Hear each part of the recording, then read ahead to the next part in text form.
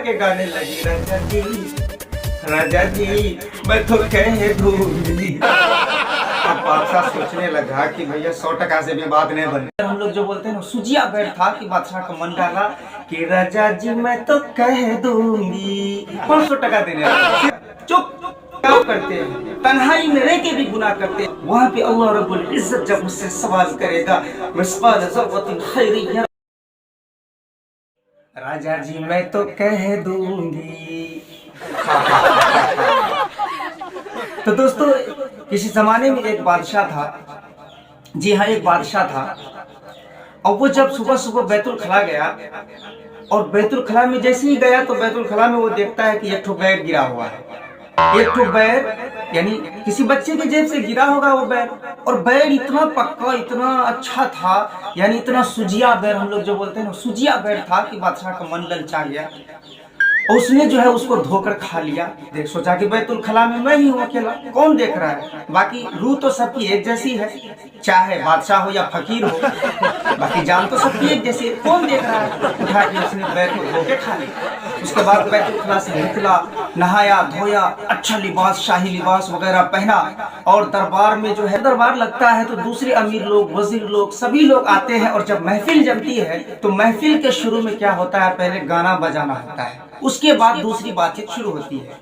जब ये बादशाह साहब कपड़ा वपड़ा पहन के दरबार में पहुंचे हैं, जैसे दरबार में पहुंचे तो एक गाने वाली औरत जो, मतलब उस जमाने में जो भी चल रहा था, वो अपना सुर शुरू करने लगी।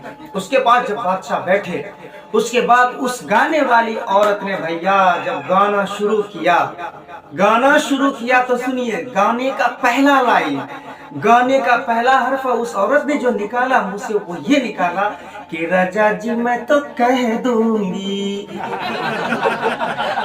अब ये सुनते ही राजा बुखला गया और वो हैरत में पड़ गया कि यार, मैं बैतुल खला में बैर खा लिया, इसको कहां से नजर आ गया, कि कहां से मुझे देख।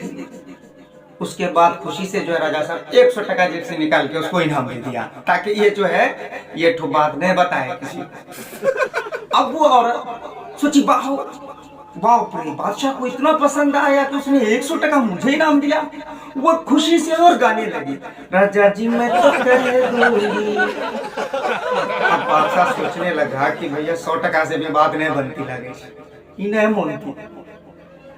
अगर यहाँ अगर कहीं देख सब होगा, अगर इस महफिल में वो अगर बोल देगी तो न जाने मेरी कितनी रुसवाई होगी। इसलिए अब राजा क्या कर रहा है, 500 देने रहा, सिर्फ इसलिए कि ये वाला लाइन नहीं गाए, यानी पहली वाली लाइन को छोड़ दे, ये राजा जी मैं तो कह दूंगी, इसको ना गावे।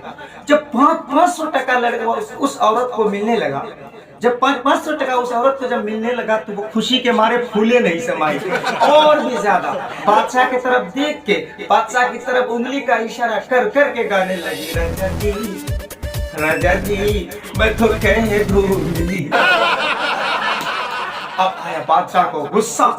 बादशाह खड़ा हुआ और कहने लगा, चुप, रुक, जा, जिसे कहना है कह दे।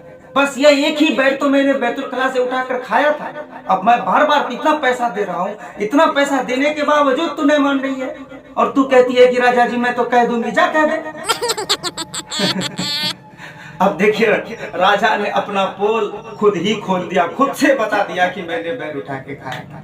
मिसल मशहूर है ना, चोर की दाढ़ी पे तिनका, यानी 5 दफा इंसान अपनी बुराई, अपना गुनाह, अपनी गलती खुद साबित कर देता है कि मैं गलत है, मैंने ये काम किया है। और मेरे भाइयों, और जो लोग गुनाहों का इर्तिकाब करते हैं, तन्हाई में रह के भी गुनाह करते हैं, वो इस बात को गौर करे, इस बात को सोचे कि मैदान महशर में मेरा क्या बनेगा। वहाँ पे अल्लाह रब्बुल इज्जत जब मुझसे सवाल करेगा, अच्छाई बतलाई जाएगी, एक एक बुराई बतलाई जाएगी, मुंहों पे मोहर लगा दिया जाएगा, सारे आज़ा गवाही देंगे। और मेरे भाइयों, अल्लाह से डरो। और इस कहानी से सबक ये मिलता है कि अपना राज कभी भी किसी को ना बताएं। अपना राज अगर जब तक आप अपने अंदर रखते हैं वो राज रहता है।